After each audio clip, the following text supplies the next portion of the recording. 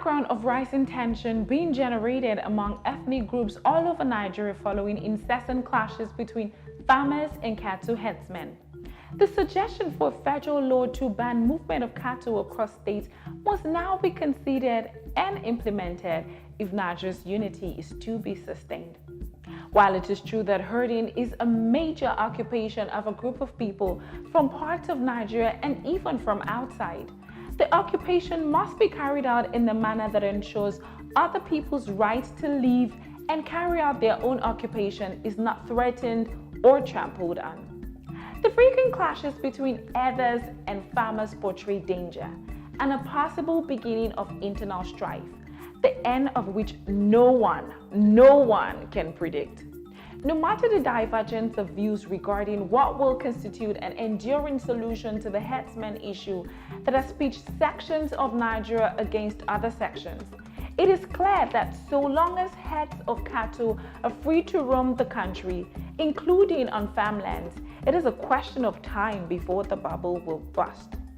Going by recent incidents in many states, including the interventions by the Governor Rotimi Akeredolu of Ondo and Sunday Adeyemi, the one popularly known as Sunday Igbo in Oyo State, Nigeria has no time on her side to resolve the matter.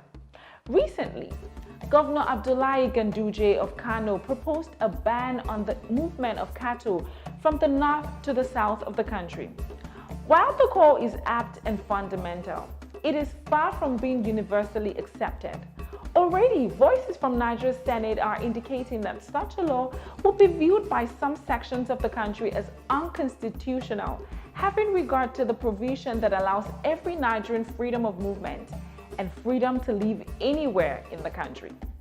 The discordant tunes must, however, take cognizance of the fact that freedom, even those guaranteed by the Constitution, is never absolute, and it is contingent of the right of other Nigerians to live and coexist peaceably while carrying out their legitimate businesses. If cattle rearing is a business, then it must be treated like one and operated like it is being done in more developed and civilized places.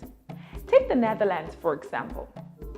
It is bereft of almost every resource long thought to be necessary for large-scale agriculture, but with new innovations and strong partnerships, the Dutch continue to build on the world-class agri-food industry. Today, the Dutch are the second largest exporters of farmed goods in the world after the US. Are you surprised?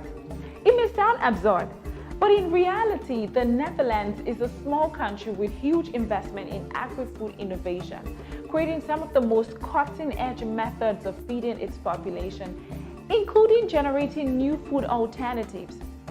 For instance, rather than create steaks and ground meat from animals, a company in the country replicates animal cells outside of the animal.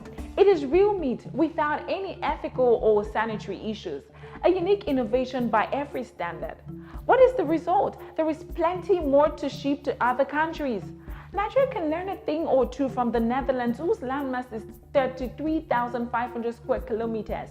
That is almost the landmass of Benue State, Nigeria's food basket. The agri-food industry in the Netherlands is one of the most booming in Europe because of investment made in both production and research and development. Today, the country is home to some 5,300 companies in the agri-food sector, including 12 of the world's largest agri-food companies. In resolving the present crisis and tension in Nigeria, notable persons have emphasized the necessity of not mixing up criminal elements with the totality of an ethnic group. For instance, while it is indisputable that the killer herders who have been widely fingered in using their cattle to destroy farmlands, to kidnap, rape, and even kill their victims are mainly of the Fulani stock, care should be taken against labeling every Fulani herdsman or of other occupations a killer or kidnapper.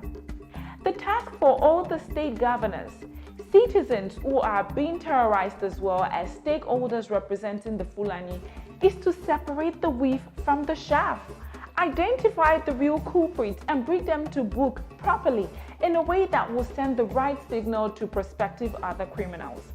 As a matter of urgency, ranching must be embraced as the immediate and long-term antidote to farmers' Ethers conflict and cattle rustling. All of the 36 state governors must agree on ranching as the way to go on enthroning a peaceful environment. Additionally, Nigeria can no longer continue to run away from the challenges of desertification. Already excuse Ethers point to for roaming their cows. The loss of forest and rich grasslands across the country can be reversed with a political will and sincerity of purpose by ruling class. Nigeria must look to the examples in the Netherlands if it wants to keep the country green and flourishing with vegetation and livestock. At the beginning of the millennium, the average farm in the Netherlands produced just under 400,000 kilos of milk annually. By 2018, this had increased to over 850,000 kilos. If the Netherlands, with a landmass far lower than Nigeria, can be the food basket of Europe and the second largest producer of farm foods in the world, then Nigeria has no excuse for not being the food basket of Africa and indeed the food basket of the world. It is time to embrace ranching and put an end to open cattle grazing. So what's your take? Have your say. Let's talk in the comment section below.